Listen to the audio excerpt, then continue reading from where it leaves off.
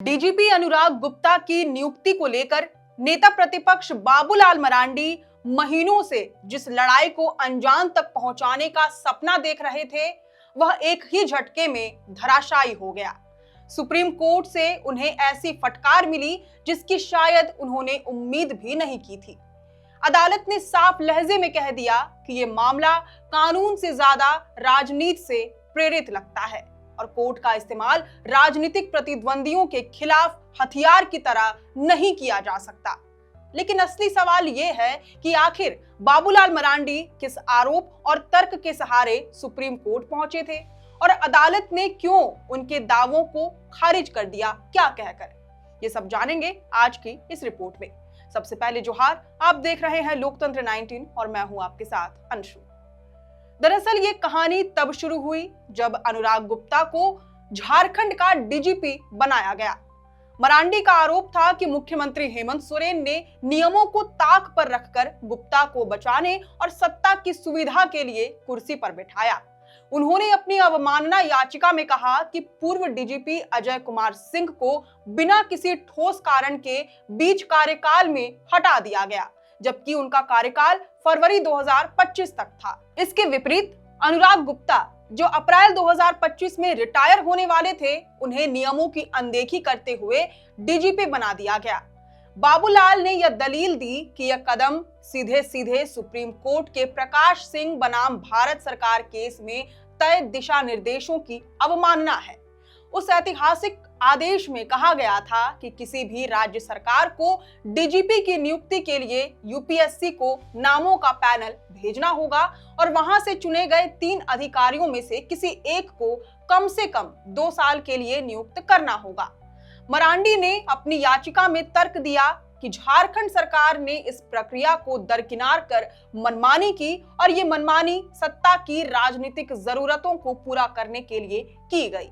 उन्होंने अदालत से मांग की कि इसे न केवल रद्द किया जाए बल्कि सरकार और अफसर पर अवमानना की कार्रवाई भी हो।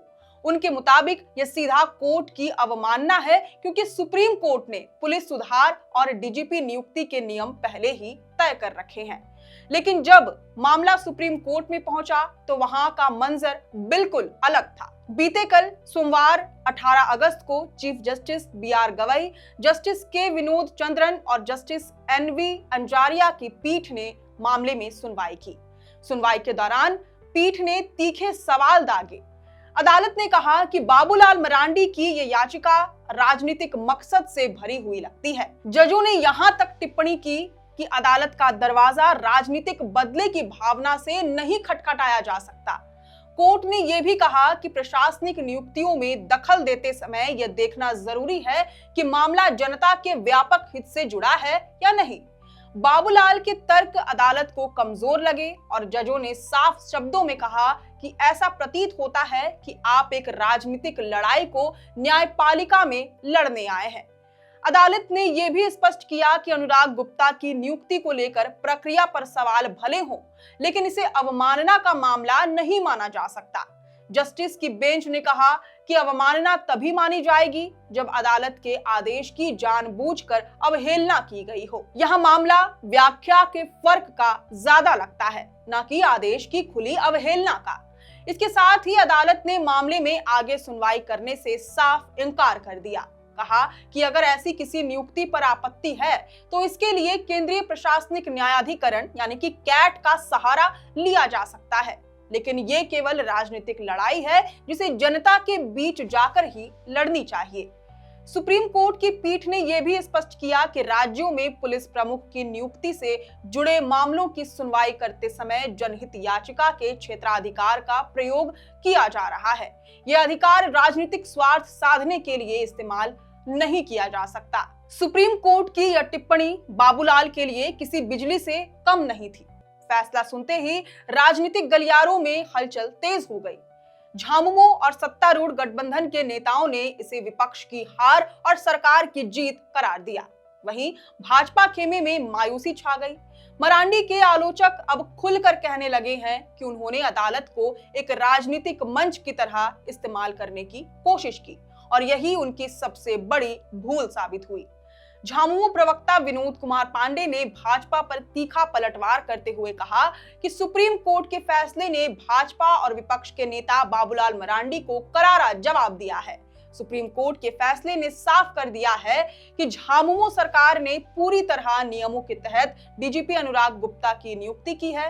बाबूलाल मरांडी और भाजपा का आरोप पूरी तरह झूठा और भ्रामक था। भाजपा को करारा जवाब मिला है। दिलचस्प ये है कि बाबूलाल मरांडी की इस लड़ाई का मकसद केवल कानूनी नहीं था। वे दरअसल ये संदेश देना चाहते थे कि झामुमो सरकार नियम कानून तोड़कर काम करती है और अफसरशाही को भी अपने हिसाब से मोड़ देती है। लेकिन सुप्रीम कोर्ट के रुख ने उनके इस दांव को ही पलट दिया। अवमानना याचिका दायर करने का उनका फैसला अब विपक्षी राजनीति में एक गलत कदम के तौर पर देखा जा रहा है। सबसे बड़ा नुकसान बाबूलाल मरांडी की साख को हुआ। अब सवाल ये उठ रहा है कि बाबूलाल इस झटके से कैसे उभरेंगे? क्या वह जनता के भरोसे को कायम रख पाएंगे? क्योंकि राजनीति में हार जीत सामान्य बात है, लेकिन राजनीतिक लड़ाई को अदालत की चौखट पर हार जाना सिर्फ हार नहीं बल्कि एक गहरी चोट है, और तो और जनता का भरोसा भी ले डूबती है। खैर, अब इस पूरी रिपोर्ट पर आपकी क्या राय है, ये हमें कमेंट करके जरूर बताएं। अगर आपको ये पूरी जानकारी पसंद आई हो तो इस वीडियो को जरूर से लाइक और शेयर करें। हमारे चैनल लोकतंत्र 19 को फेसबुक, यूट्यूब, इंस्टाग्राम समेत सभी डिजिटल प्लेटफॉर्म्स पर जरूर से फॉलो करें। फिलहाल लेते हैं अलविदा। जोहार।